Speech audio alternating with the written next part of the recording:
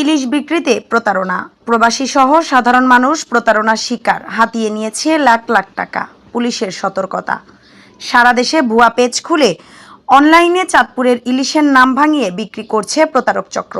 এতে ক্রেতারা বিকাশ বা নগদে টাকা পাঠানোর পর পাচ্ছেন না ইলিশের দেখা। এভাবেই লাখ লাখ টাকা হাতিয়ে নিচ্ছে প্রতারক চক্র। চাঁদপুরের ব্যবসায়ীরা বলছেন, অনলাইনে অর্ডার করলে কুরিয়ারে ইলিশ মাছ পাঠানোর পর টাকা নেওয়া হচ্ছে।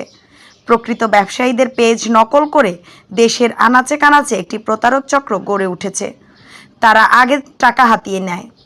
এদিকে ইতিমধ্যে চাঁদপুরে 40 থেকে 45টি বৈধ অনলাইন ব্যবসায়ীর তালিকা করে অবৈধদের রোধ করতে মাঠে নেমেছে পুলিশ।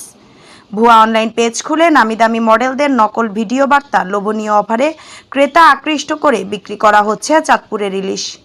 দরদামের পর দ্রুত বিকাশে অগ্রিম লেনদেন করে অর্ডার নিশ্চিতের পর সেই মোবাইল নাম্বারটি ব্লক করে দেয় প্রতারক চক্র। প্রতিদিন প্রতারিত হচ্ছে দেশ বিদেশের অনেক ক্রেতা।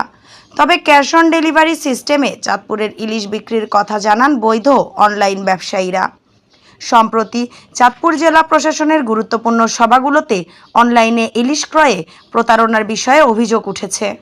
বিষয়টি গুরুত্ব দিয়ে প্রতিরোধ করার জন্য কাজটি শুরু করেছে আইনশৃঙ্খলা বাহিনী। ইতিমধ্যে চাঁদপুর জেলা পুলিশের পক্ষ থেকে অনলাইনে ইলিশ ক্রয়ে প্রতারক হতে সাবধান হওয়ার জন্য সতর্কতা হিসেবে প্রচারণা শুরু হয়। পুলিশ অনুসন্ধান করে যেসব পেজ ব্যবসায়ীদের মাধ্যমে পরিচালিত হয় সেগুলো শনাক্ত করা হয়েছে। এইসব পেজ থেকে প্রতারণা করলে পুলিশের কাছে অভিযোগ করলে দ্রুত আইনি ব্যবস্থা নেওয়া হবে।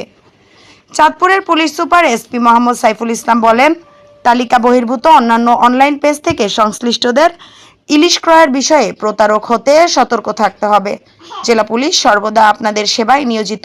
যে কোনো প্রয়োজনে জেলা পুলিশের হটলাইন নাম্বারে যোগাযোগ করতে পারবেন।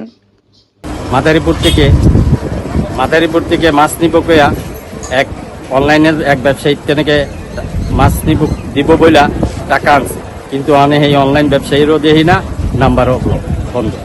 এখন আমি এটা খুঁজ দিয়েছি মাছঘাট, আমিও মাছঘাটের একজন ব্যবসায়ী খুঁজ দিয়েছি, কিন্তু নাম্বারই বন্ধ পাইতেছি।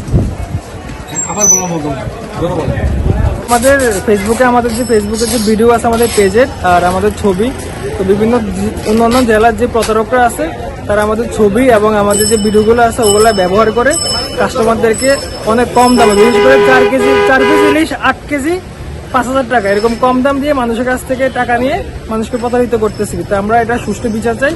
আমরা মানুষকে একটু সতর্ক করতে চাই যে কেউ যেন কম দামে ইলিশ মাছ দেখে যেন অর্ডার না দেয়। সবাইকে একটু সতর্ক থাকার আহ্বান করতেছি, কারণ ইলিশের দাম এখন 1 কেজি সাইজের ইলিশ মাছ 1700 টাকা করে কেজি। তো তারা অনলাইনে যদি কম দামে দিচ্ছে তার মানে তারা অবশ্যই প্রতারক। আমরা সবাইকে একটু সাবধান করি, কেউ যেন অনলাইনে এভাবে প্রতারিত না হয় এবং ভিডিও কল দেখে মাছ দেখে তারপর মাছ কেনার জন্য আমরা অনুরোধ করবো সবাইকে। আমাদের চাঁদপুরে মাছঘাট নিয়ে অনেক প্রতারক বের হয়েছে, যারা চাঁদপুরে বিভিন্ন অফার দিচ্ছে 500 টাকা 1000 টাকা কেজি। আপনারা দেখতেছেন কয় টাকা করে মাছ বিক্রি করে।